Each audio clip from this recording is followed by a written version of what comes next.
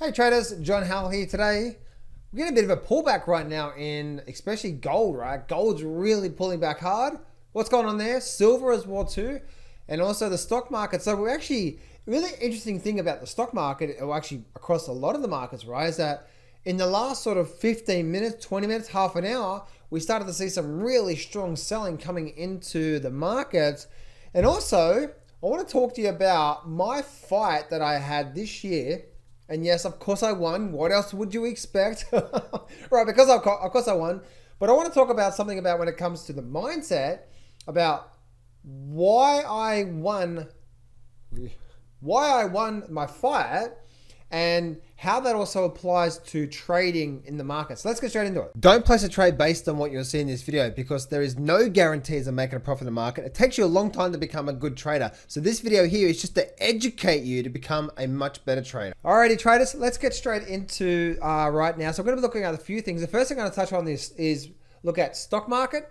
Then we're going to go to the metals. And then we're going to finish off with some mindset stuff as well.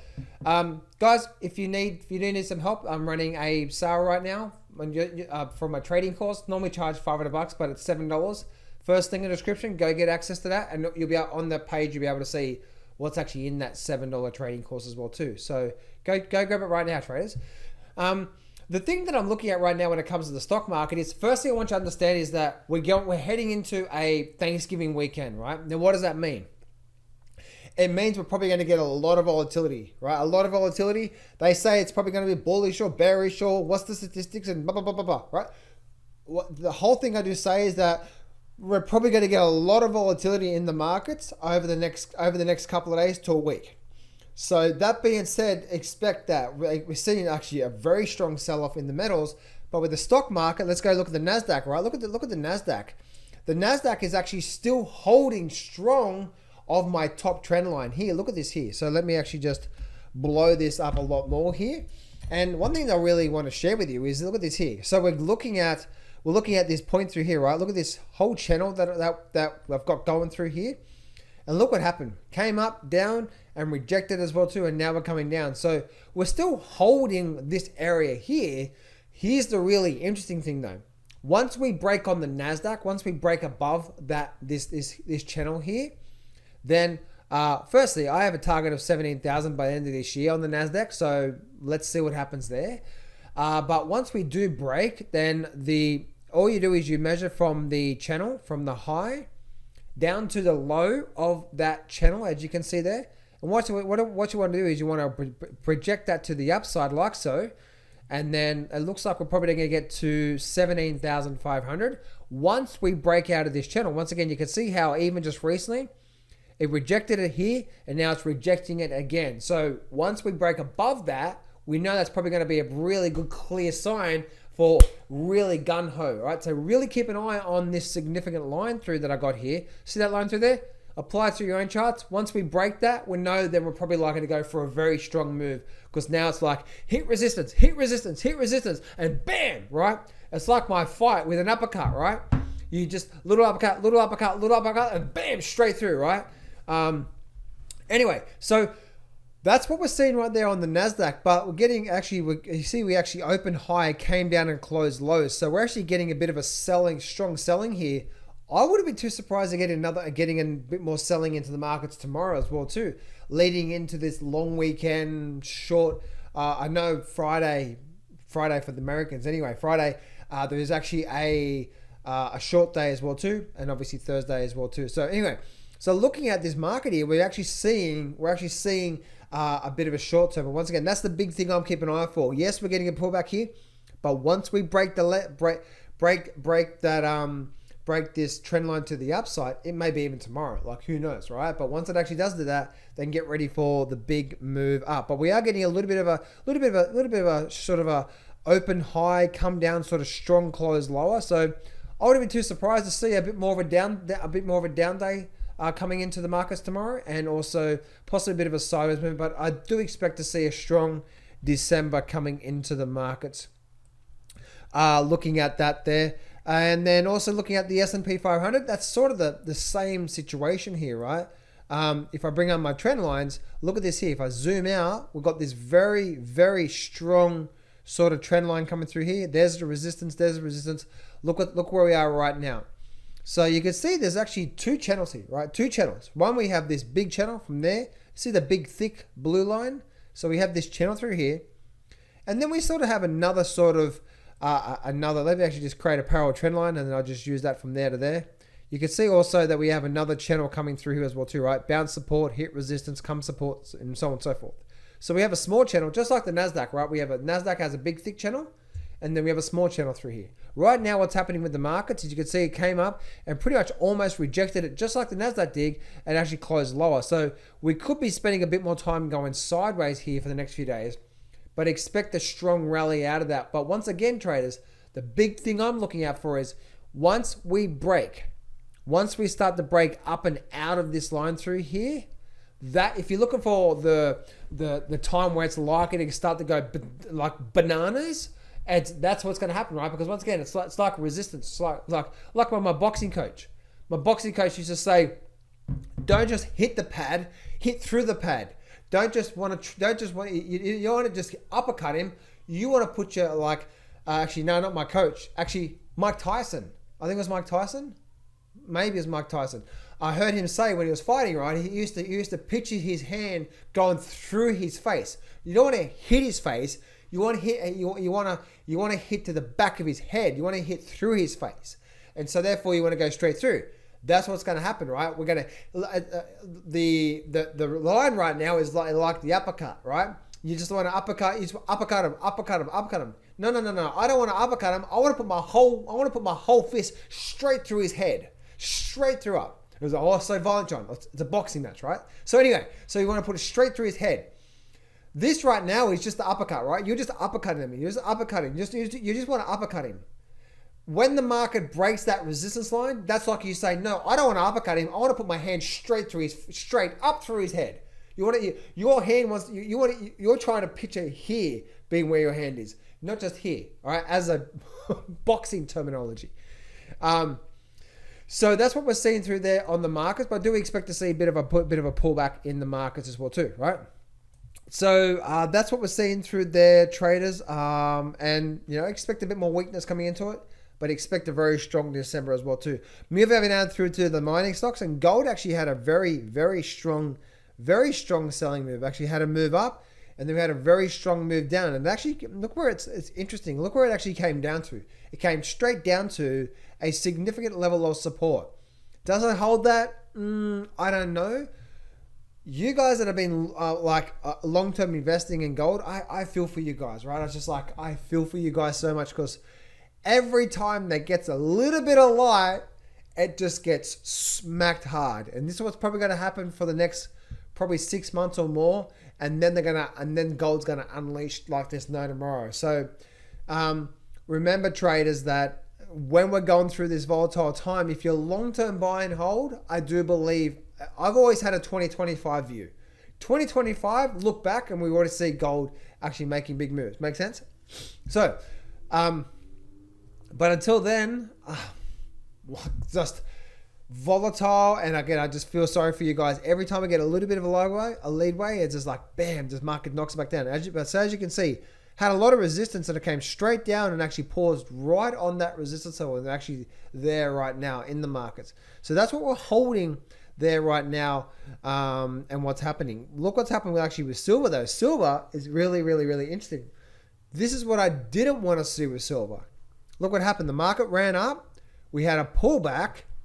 But look what happened. As soon as we pulled back, we had a breaking of the pullback. We had a breaking of the momentum trend line coming down. And then once we broke, we had a run. We pulled back, but we did. See, notice we actually didn't break to the upside. What did we do? We actually came straight down. So maybe, just maybe, we got this sort of point through here. Maybe, just maybe, like that's the line in the sand, like where I just drew my trend line. But it's actually not looking too good yet. We need to make sure that it doesn't get above this low through here. If we start to see a lot more selling in silver below this low through here, then this little last hooray could, if we break this low through here, then we could actually see probably a lot more selling in the markets from there as well too. So that's actually not looking too good for silver there. But again, we still could hold here and start to rally back up again tomorrow. We're going to see whether we do develop a higher low or whether we start to break this low. If we break this low, then this upward trend is now coming to an end. And that's just the way that it works out there. GDX, I actually was in a GDX position, guys, and I got stopped out for a profit. I saw this market here, came down, high, low, rallied up. As soon as it rallied up, I moved my stop up to lock in at least a small profit because I'm like, I'm not going to let this profit turn into a loss. It pulled back, and today was the day I got stopped out for a profit. So I'm out of the GDX right now. I'm on the sidelines. Again, I got stopped out for a profit, and then I'm going to wait for another really good re-entry. And then a re-entry to me would look something like this. We get a nice pullback and then a breaking, as you can see, and then a run, pullback, breaking, and a run, so on and so forth, right? So you can see what we're looking at through there. But right now, we're actually getting a very strong sell-off to the downside. What does that mean? Do we actually get a lot more selling from here? And then we're no longer moving to the upside? This low through here, this is the line in the sand for the uptrend, right? Because that's the higher low. Do we develop another higher low and rally out? That's going to be the really interesting thing. Right now, it's starting to look a little bit wobbly, but again, we still could develop another very nice upward trend from here. We just need to wait and see. This is short-term TA, guys. Investing positions, longer term, I'm very, very, very bullish this sector through here. Let's look at the SIL as well too. And look at the SIL. The SIL really has, let me actually just draw a trend line from there to there.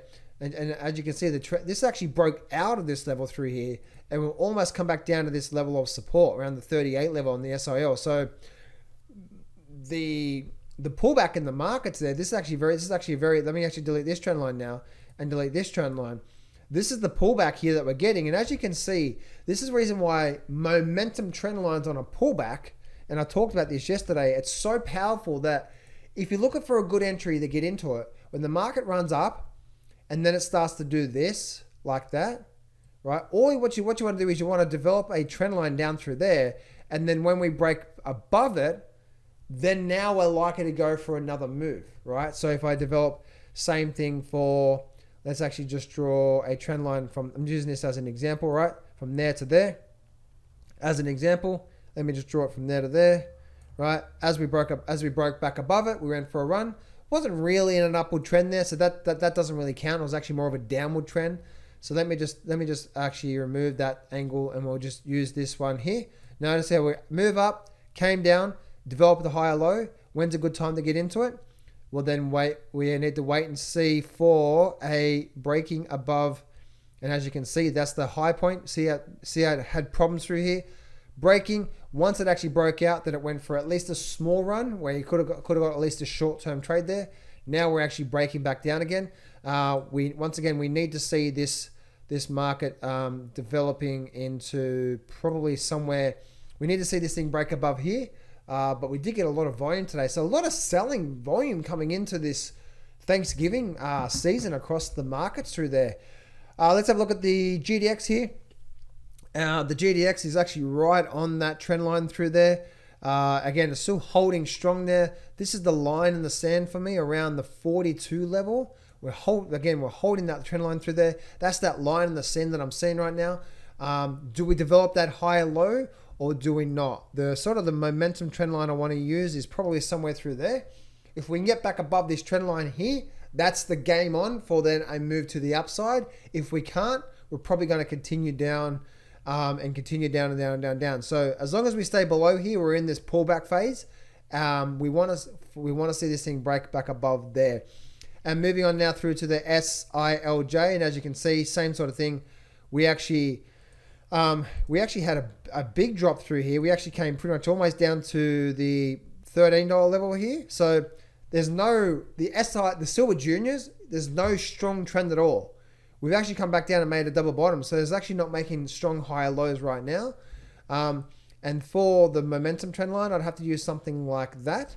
Again, I'd want to see this thing break back above here to give me some sort of confidence that now this pullback is now coming to an end. Because once again, as you can see, like this thing through here, you can see how once I draw my trend line from there, you can see how when it stays below the line, then that's when we're still in the pullback. When we get back above the line, it stays above there. Same thing through here as well too, etc., etc., etc., right? So the silver mining stocks are actually not looking too good as well through there. If I have a look at some things like looking at oil, we can see oil is actually having a bit of a short-term pullback through here. I don't expect this thing to be too much.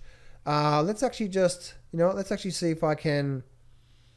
I want to see if I can develop. Is there any trend lines that I'm just noticing here? So let me just blow this out pretty big. Let's go to the. Let's see if I can go there. So that's not a trend line. That's not a trend line. What about through here somewhere? Maybe. All right. No, I'm just making it up. All right. Let me take everything on the screen here. All I do see, guys, is that we are developing, definitely developing a very nice upward leg through here. And now we're developing a down phase.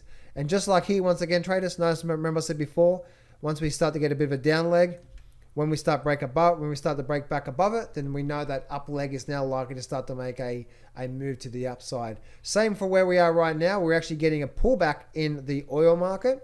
And I'd have to say for this pullback to be ending, I'd want to see possibly even a nice break back above there would tell me, you can see we've been down in this down leg for quite some time and it's continued to stay down. Once we get back above here, we also have a bit of a support, sort of a short-term support and resistance level through there. So once we get back above 55, then we're probably likely to see another move back up towards at least the highs and maybe even make a new high as well too. I know in the USO that we actually have a bit of a gap through here as well too. So so I do expect the gap to be filled. Maybe that's going to happen right now, but you can see looking at this weekly chart, beautiful pullback, run up, beautiful pullback. I'm expecting a high low soon out of a high low, and then a continuation of this bull market on the oil market as well. So that's what I wanted to share with you there, guys. For you guys that are just here for the technical analysis, then that's the end of the TA, the technical analysis and update. And that's the end of that. If you want to stick around for the mindset stuff, plus also a story about me winning my fight, then and how that applies to your own success in trading, then that's what the rest of this video is going to be. So if you're leaving me right now, thanks for watching, guys, and I'll see you real soon. Make sure you grab that $7 sale trading course in the link in the description.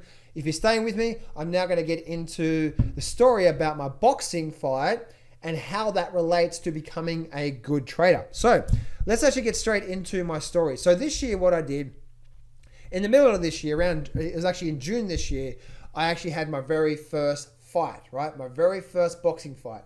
And as you can see, it says, can you see that through there? I'm not sure if you can. Wait, there we go. Right, winner, right? Full Force Promotions winner, first time contender, right? So there we go. So I had that, and the interesting thing is that I want to tell you the story about my boxing and how that relates to trading, okay? Now, my nose is itchy as hell. So let's talk about this here. The reason why I went into and did my very first boxing fight was because I know that my mindset, when I get too comfortable, I don't feel like I'm growing, and so therefore I don't feel like I'm actually getting anywhere in life, right? Like I'm just doing the same thing over and over again. I need to be breaking this here, right? So I need to take on something that's going to really scare the hell out of me and make me really uncomfortable. So why not sign up to my very first boxing fight? I am not a boxer. So anyway, so I started training, okay? So I started training, and here's the story of it, okay? Now, so the thing what actually happened was this. I started actually doing my training for my boxing fight. And so what happened was this, okay? Here's the story. When I first started, I started to, what you need to do, you need to go run, right? So you do your training. So you do like your technique training, your footwork training, your drills, and so on and so forth. And then you need to do your sparring. Okay, you need to do your sparring.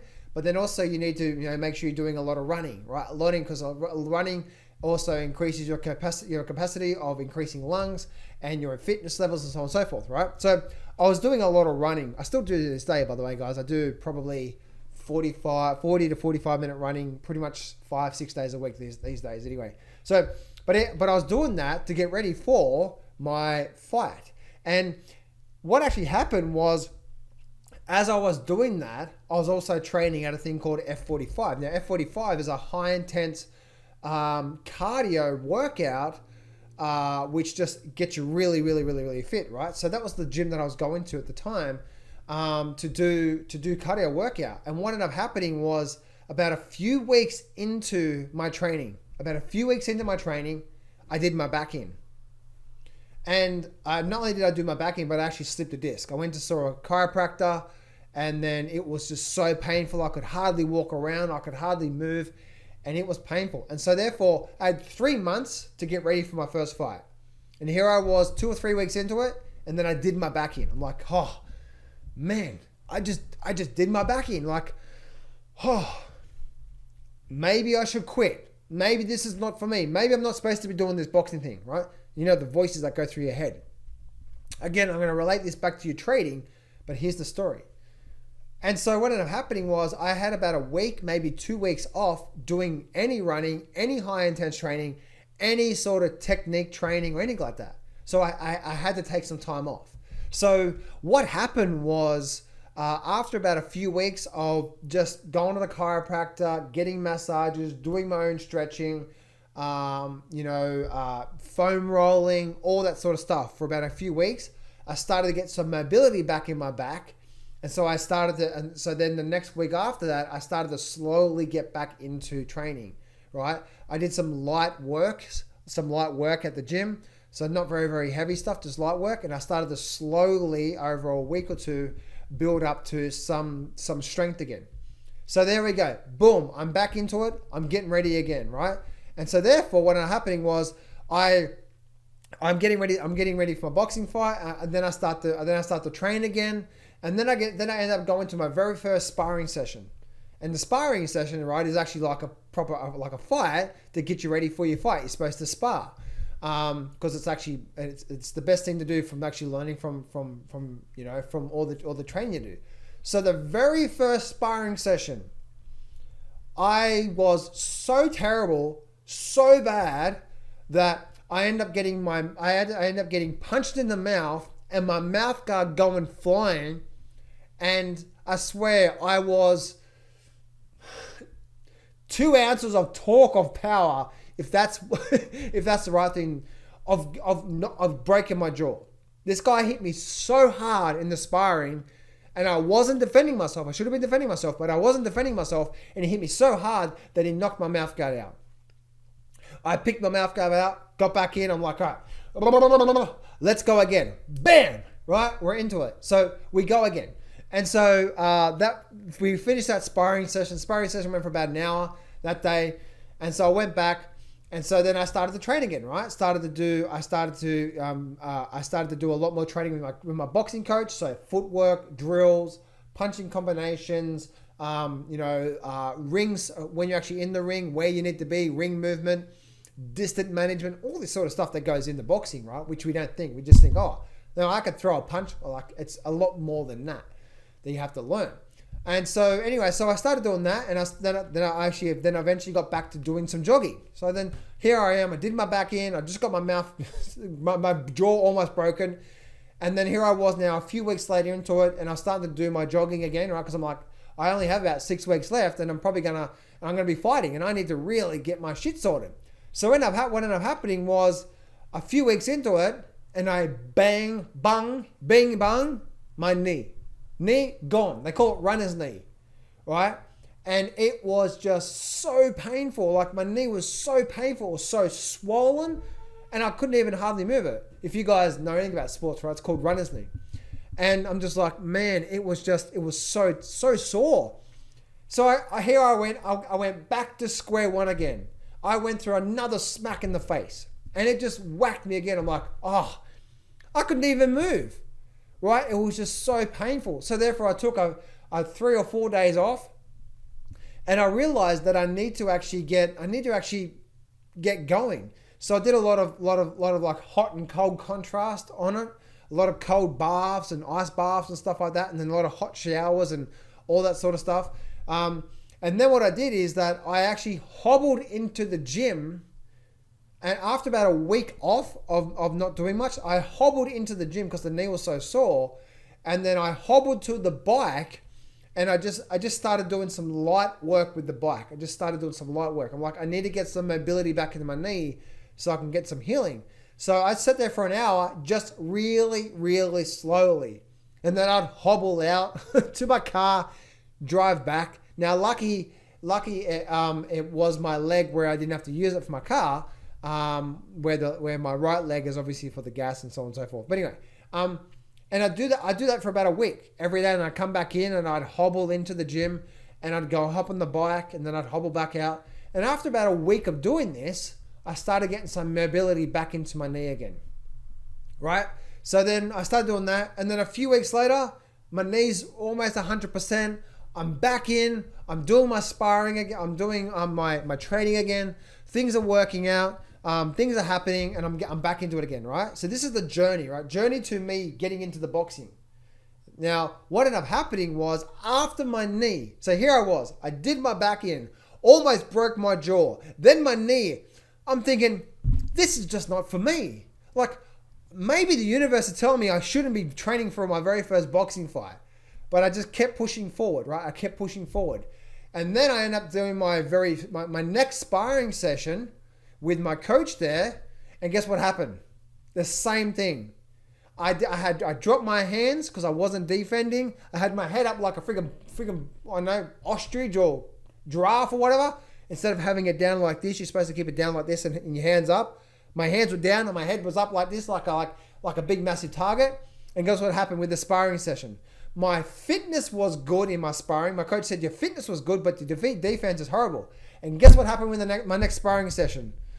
I'm in the ring sparring and bam, knocked my mouth guard out again, straight on the floor. This time it actually didn't hurt as much. You know, it's like, oh. So then I got back in and then I kept training.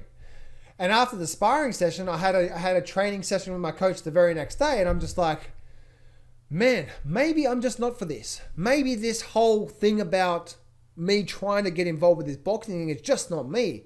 Because every single thing is I'm getting smacked in the face, literally. I'm getting knocked around physically. Like, what am I supposed to do? But anyway, I kept pushing forward. I just kept figuring, okay, what's the next steps? What's the next steps? What's the next steps? And then the very last probably 3 weeks, everything started to really come together. I started to make sure I started taking care of my knee. I started taking care of everything. Now, by the way, guys, this is where I'm also dieting down to a body fat level and a number on the scale that I haven't seen in probably 10 years. Probably longer than that, 15 years, right? I got down to a really, really low body fat because that's why I had to be there. And so then I started to train really hard. Doing a lot of work and a lot of training, going to sparring sessions as well too, continue to train, doing 3 to 4 weeks, three times a week, doing some private coaching sessions, plus my classes I was doing, plus sparring sessions, plus doing my running as well too. I was doing whatever I could to get ready for my fight, and then the fight day comes. And here's the thing, because of the way that I trade here in Australia, I get up really early in the morning, about 4 o'clock in the morning, to do my trading. That's the time that I get up to. That's my body clock, right? So I'm in bed by 8. And so my body clock is shutting down at 8 o'clock. 8 o'clock, I'm like, oh, I'm going to bed. I'm off to bed. See ya. What? I'm off to bed. But because the fight was, there was about 15 fights in total, right? That night. And I was one of them. So, but the fights were supposed to start at 5:30. They didn't end up starting until about 6:30. So by the time I actually went on to actually fight, it was about 11 o'clock at night. And here I was just, and I was actually pretty low in like carbs as well too, because the hard thing is that I actually had to make weight that day. So I had to rock up that day, make weight, and about 4 hours later then had to fight. So I was depleted from carbs. I also dehydrated a little bit as well too, so I can make weight. And then I was scoffing the bananas and the carbs and so on and so forth in to try to just get some carbs into me. So anyway, so here I am now at 11 o'clock at night, into 11 o'clock at night, and then they call my name, right? Well, then they call my fight. I go in and I fight.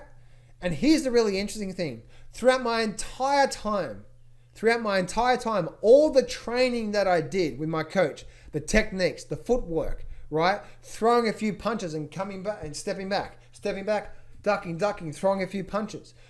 All that training that I did with my coach, where I was doing that, the defense work, the positioning in the ring, right? So if I'm in the ring and I'm on the ropes, I shouldn't be on the ropes. I need to be in the center and he needs to be on the ropes. That's where I need to be. All this sort of stuff that I spent again and again and again and again, because I did it so much in the live match, I didn't have to think about it. It just became unconscious competence, and I won my match. It was actually 3 rounds. The first 2 rounds, I destroyed him. The third round, I actually started getting really tired. I think I was just completely depleted. I didn't have enough time to carve up or whatever. And the third round, I think he actually won the third round.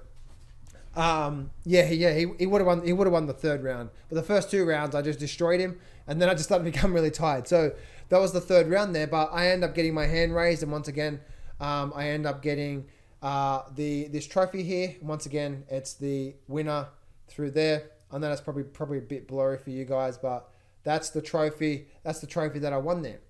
And so I want to liken that with your trading. And this is what happened when I first started trading as well. That story there with my boxing fight, that's exactly what happened to me when I first started trading. I went through so many setbacks. I would try different systems and nothing seemed to work, and I never really understood the market in the first place. And I was just getting knocked. I was just, things just was setting me back. Like, you know, I'd blow up a trading account, or I'd wipe out half my account, or I'd do okay for a few weeks, and then I'd do something really stupid and risk a lot, and then set myself back 3 months or whatever. You know, I'd do really well for a month or two, and I set myself back. You know, and I would what we call cycles, right? What do we call cycles? You're cycling. My cycling was working really hard, doing my back in, then getting a setback for a few weeks, then trying to build momentum again, and then getting a step back, and trying to build momentum again, and then getting a step back. I was cycling, but in the meantime, I was also getting stronger. So when I actually got to my fight, I was actually ready for it, and a lot of the techniques I learned, I actually started to do really well. And that's what's going to happen with you on your trading. As along your journey, it doesn't matter how long you've been trading for, especially when you're first just starting out for a year or two, or the first few years, you're going to go through this, what we call cycling periods, where you may do really well for a while, and then you're going to do something really stupid, and you're going to get a whack, and it's going to set you back a month, sometimes even 6 months, right? There's been many times when I've done really well for 6 months, and then literally one stupid bad month, just me just thinking I'm the king shit, and then I'd wipe literally half of that out, and I'd knock myself back 3 months, and then I have to do really well. And there's many times there where there's many times, or not many times, but there's a few times there when I especially first started trading, that I'd lose 50% of my trading account in one night trading the futures market.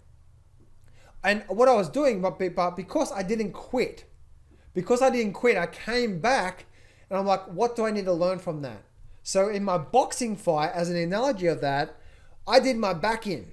Because I wasn't properly warming my back up, especially now getting the low body fat levels for my training. And I realized I need to really, really spend a lot of time warming my back up, stretching it, warming it, maybe even get some hot and cold water on it before I start the train, just to really loosen my back up before I started the train. Guess what? And then that was good. My knee, right? I've got a setback, but then guess what? I learned how to deal with that, so therefore I could go back in and not have runner's knee anymore. The reason why I got runner's knee is because I wasn't actually stretching properly, warming my legs up, my calf muscles, and so on and so forth, hamstrings, when I was actually doing a lot of running.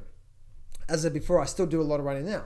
But as you can see, right, I was getting these knockback, but I was also learning how do I actually continue. And so as I was going through the sparring sessions of getting knocked around, physically almost breaking my jaw and getting setbacks from my knees and so on and so forth, the end result is that I did really well. And that's what's going to happen to you when you're trading. Things are going to start to slowly click for you, because you're going to get your setbacks, but the setbacks you're going to learn, and then you're going to get better. And it's like a spiral to the upside, right? It's not a straight line, but it's a spiral. It's like do really bad, get setbacks. Okay, progress. Do really bad, get setbacks. And that's what happens. And even to this day, I still have periods where I do really well. And then for a whole month, I'll be trading like absolute shit. It's like, what the hell's going on? And then I have to bring myself back. It's like, what's going on? Or for a whole week, I just be taking trades that are just bullshit trades. Like, why am I doing that, right? And so the more I trade, the less I actually do those bullshit trades now, and the more I'm actually relaxed with the markets. But that's one thing I really wanted to share with you when it comes to my fight is that you're going to get smacked around by these markets. And the hard thing about trading is removing 80% of the bullshit that's not going to help you whatsoever. 80% of the bullshit, 80% of stuff out there just doesn't really help you. It doesn't. Like looking at 1,000 different indicators, having these really flashy indicators and Bollinger Bands and stochastics and RSIs and these channels and all these indicators and stuff like that, right? I learned that all that stuff, that's 80% of the stuff that doesn't really make a big difference to you. I need a lot of my stuff was filtering through the crap of what should I focus on, right? And then how do I build on that? And how do I actually get ahead long term in the markets? And actually, I'll share with you right now exactly what you need to do to get ahead in the markets. Firstly, let's actually talk about trading. Trading is a 50-50 number, right? It's either going to go up, it's going to go down. But John, right? Cool. So we know we have a 50-50 chance straight off the back. How do we actually overlay that to having a much better success rate? Firstly, we need to increase the success rate from 50-50 to maybe 60%, maybe more. Guess what? We make sure that the market is actually trending, so we're jumping on some sort of a trend, right? And therefore, we've increased our odds of actually doing really well in the markets. So okay, cool. So the market's actually trending, higher highs, higher lows. Cool. Okay, so now we're actually jumping on trend. Now we've actually bumped it up to 60%. How do we actually bump it up to 70 or 75 or 80%?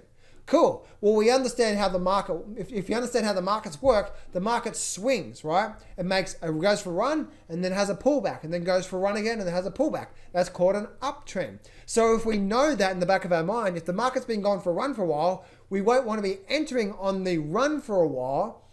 We want to be entering on that. Why? Because, just by understanding the markets, that we're likely to go through a bit of a pullback first.